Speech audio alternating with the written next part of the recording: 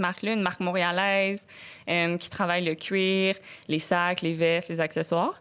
Et pendant toutes mes études, j'ai été, dans le fond, vendeuse, assistante gérante chez M0851.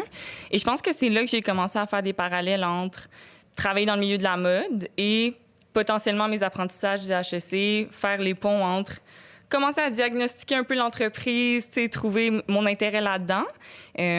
Donc, ouais, je dirais que c'est là qu'il y a peut-être eu le côté un petit peu plus fibre professionnelle là, dans le milieu de la mode.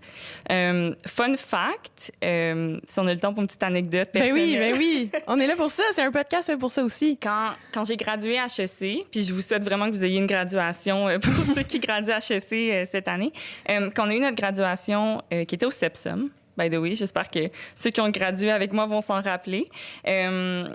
Après, dans le fond, la graduation, mes parents m'avaient organisé un petit apéro à la maison avec ma famille, quelques amis, mon chum de l'époque. Puis, quand on est arrivé pour faire le toast, ma mère avait sorti un devoir que j'avais fait peut-être 10-15 ans avant. Puis le devoir, c'était un devoir d'anglais qui demandait, tu sais, « What do you want to become like, in life? » Et j'avais marqué que j'aimerais être soit businesswoman ou fashion designer. Aïe, aïe! C'était ça mes deux options. Puis là, ça se relie ensemble. Puis là, c'est exactement ça que je fais aujourd'hui, tu sais. Fait que des fois, dans la vie, tu sais, tout est dans tout, puis finalement, ce que tu souhaites quand tu es un petit peu plus jeune finit par arriver. Mm-hmm. Donc, je te dirais que ça décrit un peu mon intérêt pour la mode, là, en général, depuis que j'étais petite, ouais. Ben, je pense que ça suit quand même plusieurs personnes dans le comité aussi.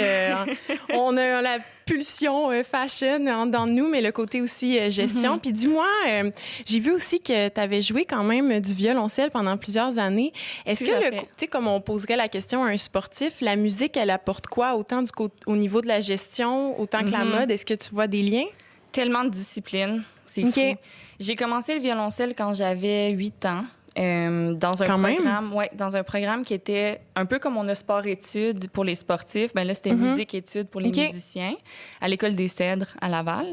Et on faisait, je dirais en moyenne 20 heures là, peut-être de musique par semaine.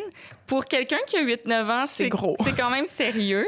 Fait que c'est sûr que ça m'a amené de la discipline. À cet âge-là, j'avais pas encore assez de recul pour constater que oui, en effet, 20 heures par semaine, ça commence à être beaucoup, ça commence à être lourd, mais nous, on s'amusait là-dedans. Puis je pense que ça m'a appris vraiment, c'est ça, la rigueur, la pratique, l'autonomie, la discipline. Puis j'ai continué à faire du violoncelle aussi au secondaire, un peu au cégep.